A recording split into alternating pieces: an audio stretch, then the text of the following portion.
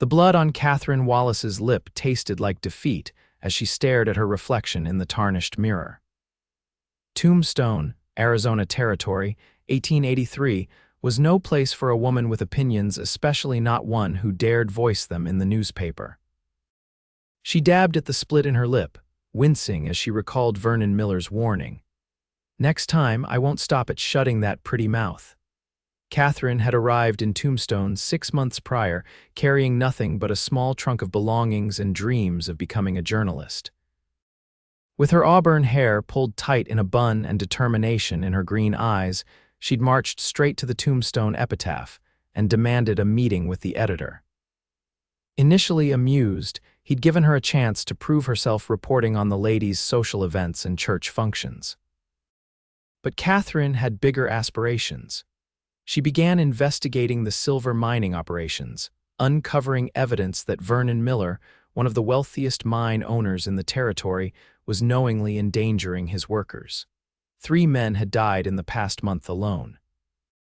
When her editor refused to publish her findings, citing Miller's advertising dollars as too valuable to risk, Katherine made the fateful decision to print her own pamphlets. Now she was paying the price. Miller's men had cornered her behind the general store, warning her that a woman's place wasn't in journalism. When words hadn't silenced her, their fists had tried to finish the job. "They won't stop me," Katherine whispered to her reflection. Her hands trembled as she smoothed her skirt, trying to look presentable enough to return to her small rented room without drawing attention. The bruise blooming on her cheekbone would be harder to explain. The evening air felt cool against her skin as she slipped out of the alley and onto the boardwalk. Tombstone was alive with the sounds of piano music drifting from the saloons and the occasional burst of raucous laughter. Katherine kept her head down, grateful for the gathering dusk that would hide her injuries. "Miss, are you all right?" The deep voice startled her, making her flinch involuntarily. Katherine looked up into the face of a stranger.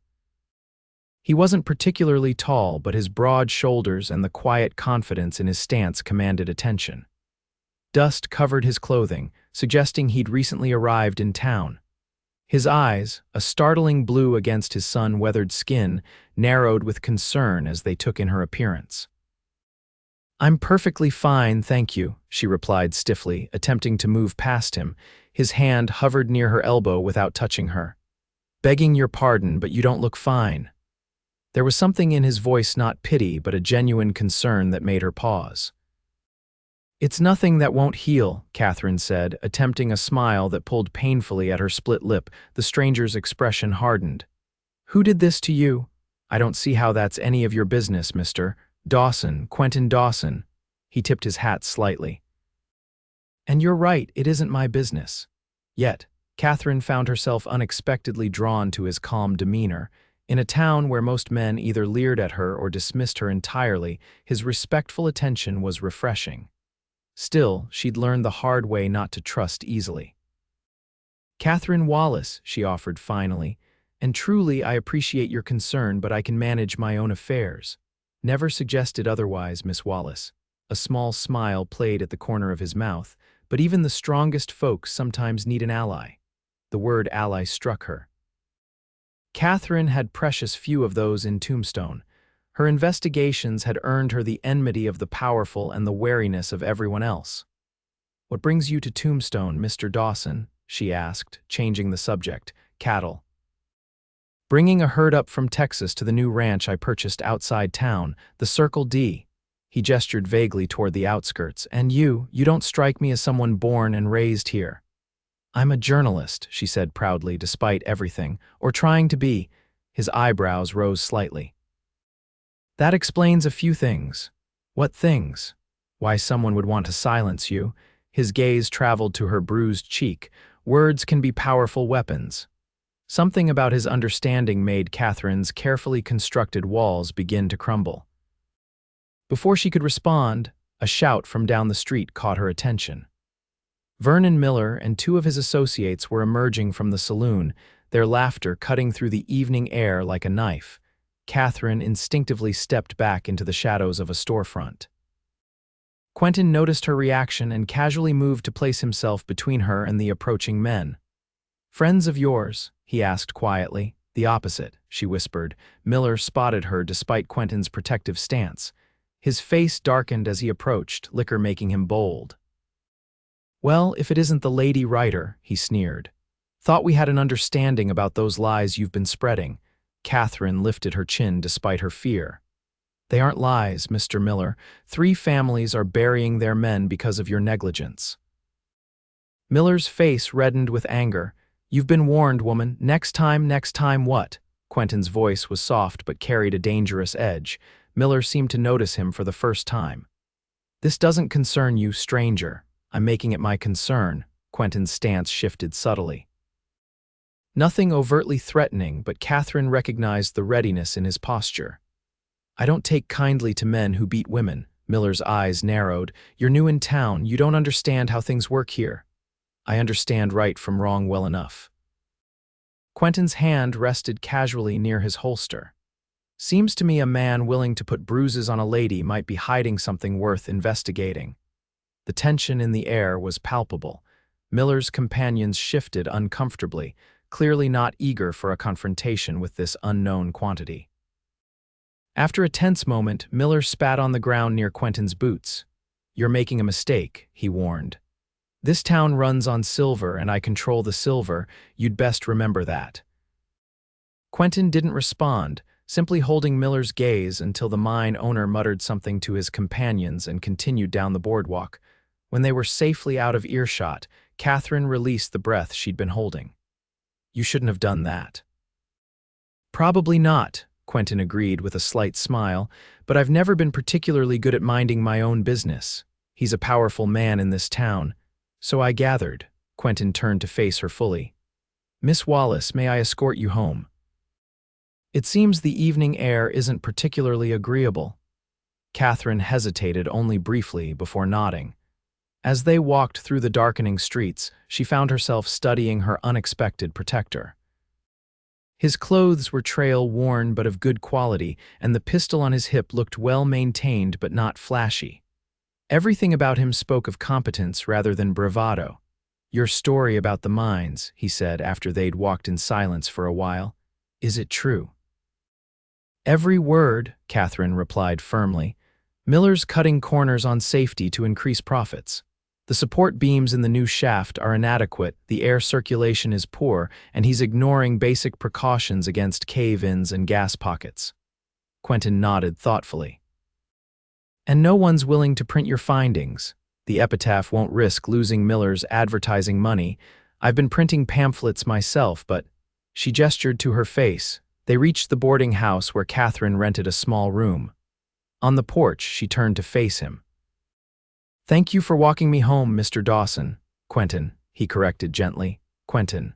She tested the name. "You should know that associating with me might not be wise for a newcomer hoping to establish himself." He smiled then, a genuine expression that transformed his face. "Miss Wallace, wisdom has rarely factored into my decisions. Get some rest, those bruises need tending." As he turned to leave, Katherine called after him. "Will I see you again?" Quentin paused, looking back at her. "I expect so. Seems to me Tombstone just got a lot more interesting." Katherine watched him disappear into the growing darkness, a strange mixture of apprehension and hope building in her chest. For the first time since arriving in Tombstone, she felt less alone. The next morning, Katherine awoke to a gentle knock on her door. When she opened it, Mrs. Holloway, the boarding house owner, stood there with a small basket. "This was delivered for you, dear," she said, her eyes widening at the sight of Katherine's bruised face. "My goodness, what happened to you?" "Just a small accident," Katherine lied, taking the basket. Inside, she found a jar of salve with a note. "For the bruises, QD." The gesture touched her deeply. In her experience, men were either indifferent to women's suffering or the cause of it. This simple act of kindness felt almost foreign. Later that morning, Katherine made her way to the small print shop where she had been working on her pamphlets. The owner, Mr. Jenkins, was sympathetic to her cause but hesitant to openly support her against Miller's interests. "I can't keep printing these for you, Miss Wallace," he said apologetically when she entered. Miller's men came by yesterday, made it clear my shop might suffer an unfortunate accident if I continued. Catherine's heart sank. Without the pamphlets, she had no way to spread the truth about the mines. I understand, Mr. Jenkins. I wouldn't want to put you at risk. She left the shop feeling defeated. On the street, she noticed wanted posters for a town meeting that evening regarding new mining regulations. Miller would be there, no doubt to ensure any new rules favored his operations rather than the safety of his workers. Katherine decided she would attend, bruises and all. If she couldn't publish her findings, perhaps she could speak them aloud where others might hear. As she walked toward the newspaper office, hoping to at least secure some freelance work to pay her rent, a familiar figure fell into step beside her. "Morning, Miss Wallace." Quentin tipped his hat. "You're looking determined today, despite everything," she smiled. "Thank you for the salve." "It's helping. Glad to hear it." His eyes scanned the street as they walked, remaining alert. "I've been asking around town about Miller. And you're not the only one with concerns about his operation, but you're the only one brave enough to speak up." Katherine sighed. "Fat lot of good it's done. I can't get my story published, and now the print shop won't even help with my pamphlets." Quentin was quiet for a moment. "What if there was another way to get your message out?" "What do you mean?" I bought that ranch for a reason. Been saving for years to have something of my own. Got a small press that came with it. Previous owner used it for ranch business." Katherine stopped walking and turned to face him. "You have a printing press. Nothing fancy, but it should handle pamphlets well enough." His expression turned serious. "But you should know, helping you puts a target on my back too." "Why would you risk that for me? You barely know me." Quentin's gaze was steady. "I've spent enough time watching good people suffer because those with power decided the rules don't apply to them. 3 men dead is 3 too many." There was something in his eyes that told Katherine this wasn't simply about her or the miners.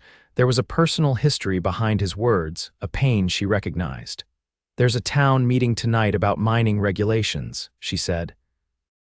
"If we could have pamphlets ready by then." "We'd better get started then." Quentin offered his arm. "Care to see your new printing establishment, Miss Wallace?" Katherine hesitated only briefly before placing her hand on his arm. "Lead the way, Mr. Dawson." The Circle D ranch was modest but well situated, with good grazing land and a small but solid main house.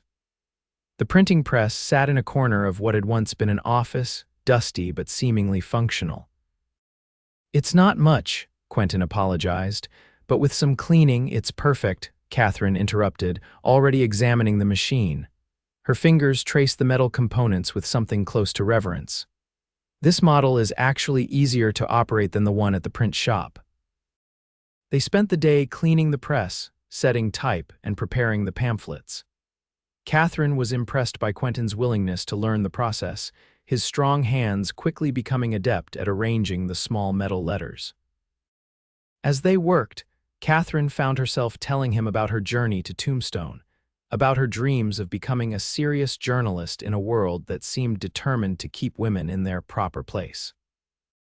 In turn, Quentin shared stories of his life on cattle drives, of saving every penny to buy his own spread, and of losing his younger brother in a mining accident in Colorado, a tragedy that might have been prevented with proper safety measures.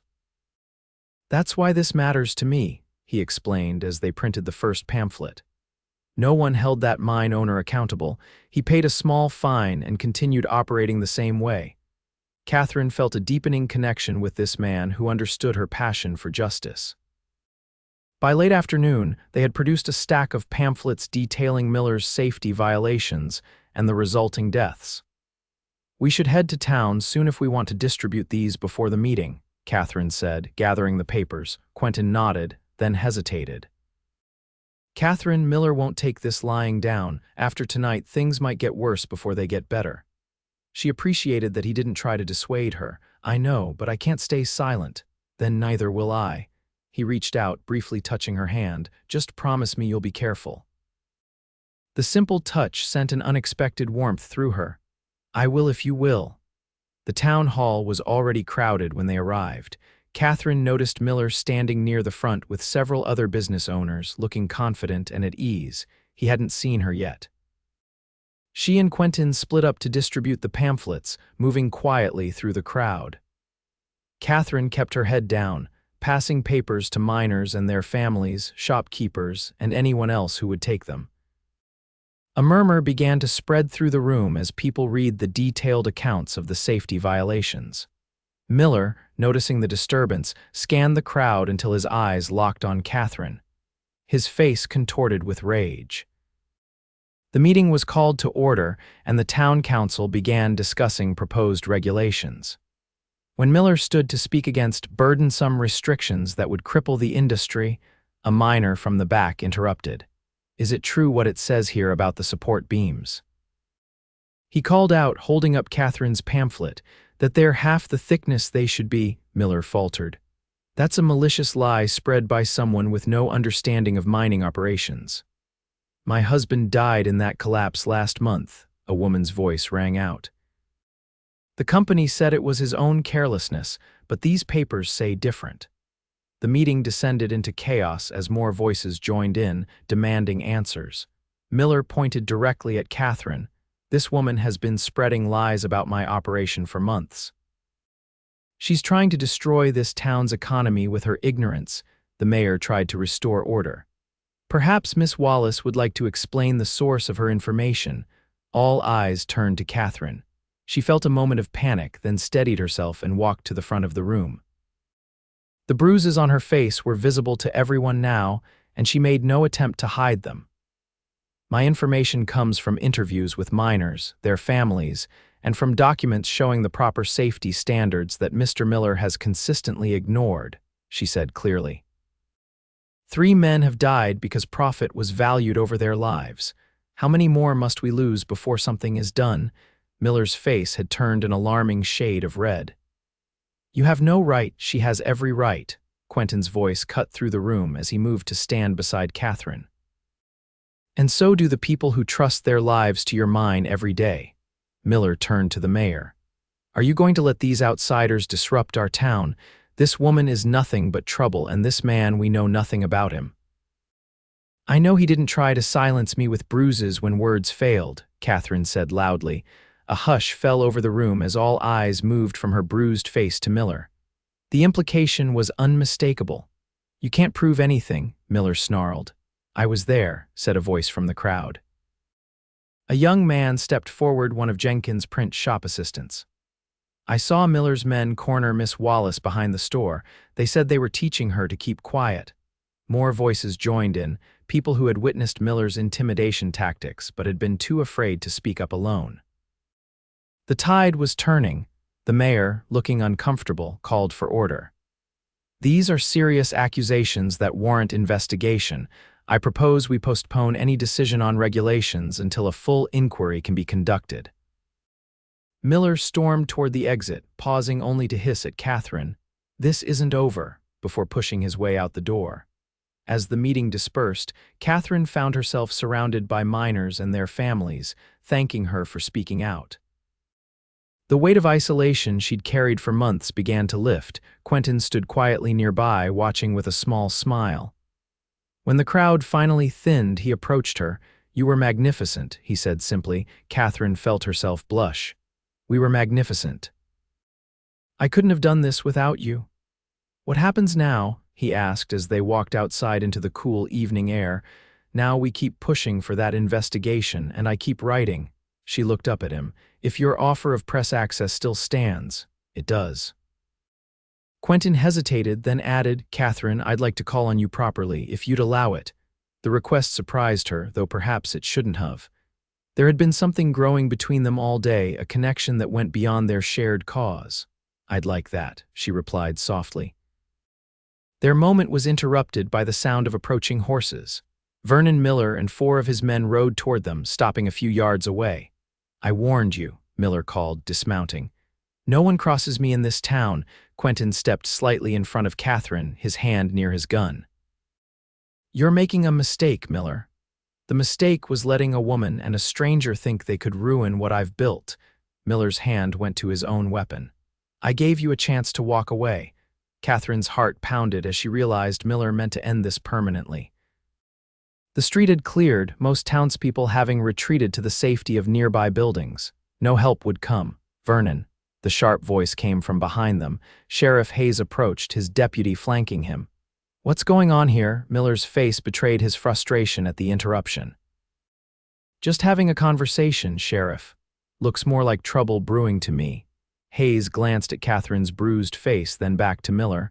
"I've had some concerning reports about intimidation of the press. That's a federal offense." "You can't believe the word of a woman over mine," Miller protested. "I believe the word of multiple witnesses," Hayes replied evenly, "and I believe what I see with my own eyes." He turned to Katherine. "Miss Wallace, would you be willing to file a formal complaint?" "Yes," she said firmly. "And I have documentation about the mining safety violations as well." Miller's men began to look uncertain, shifting uncomfortably on their horses. "You're choosing the wrong side, Hayes," Miller warned. "No, I'm choosing to uphold the law." The sheriff's hand rested on his pistol. "Now you men can ride away peacefully, or you can spend the night in my jail. Your choice." For a tense moment, Katherine thought Miller might choose violence, but self-preservation won out. With a final venomous glare, he remounted his horse.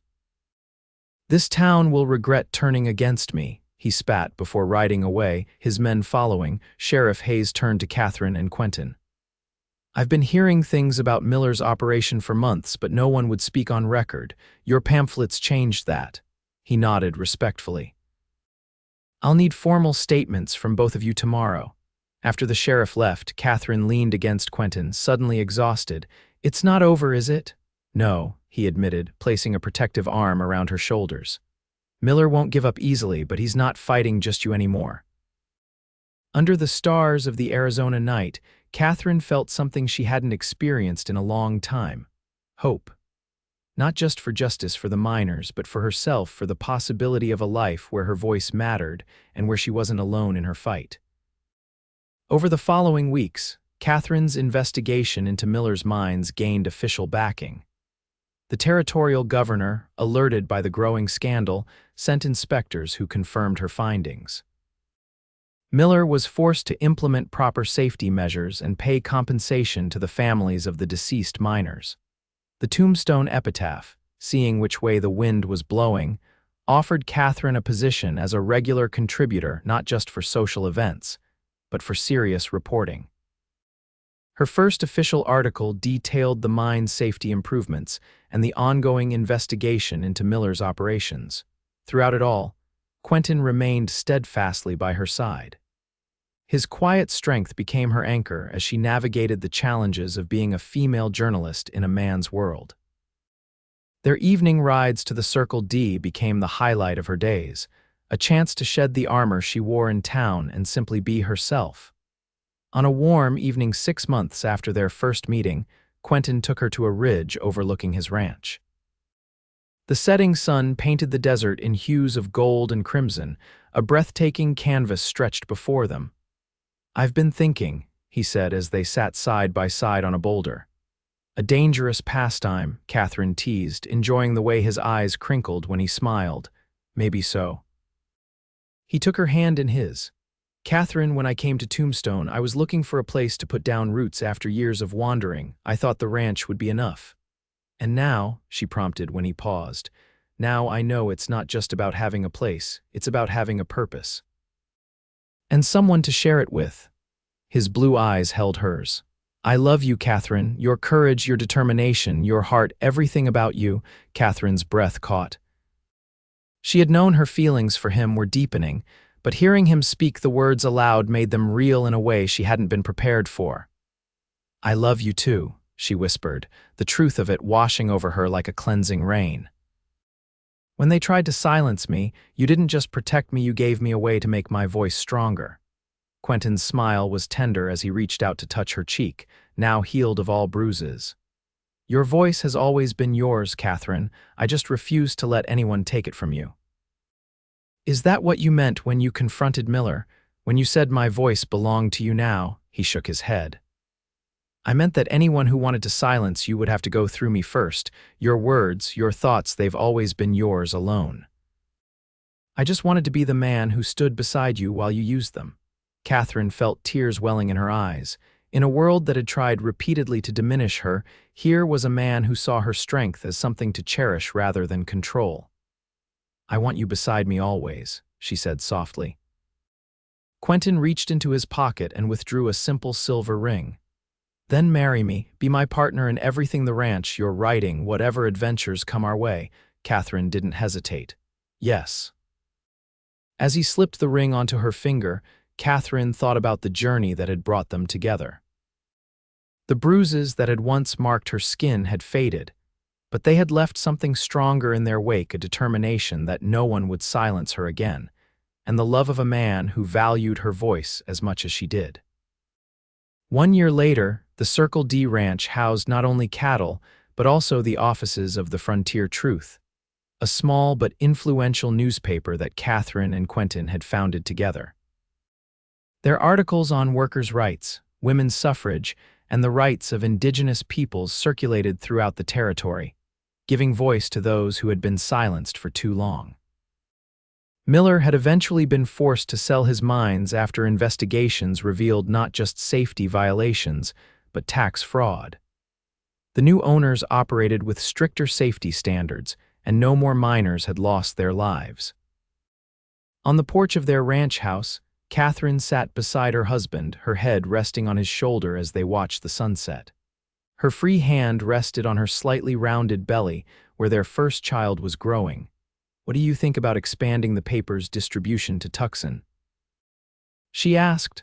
"There's a group of women there fighting for voting rights who could use the coverage." Quentin smiled, placing his hand over hers. "I think you should write whatever stories need telling. Your voice carries further every day." Katherine looked out at the land they now shared, at the life they had built together. From the bruises that had once tried to silence her had come a love and partnership stronger than she could have imagined, and a voice that grew more powerful with every word she wrote.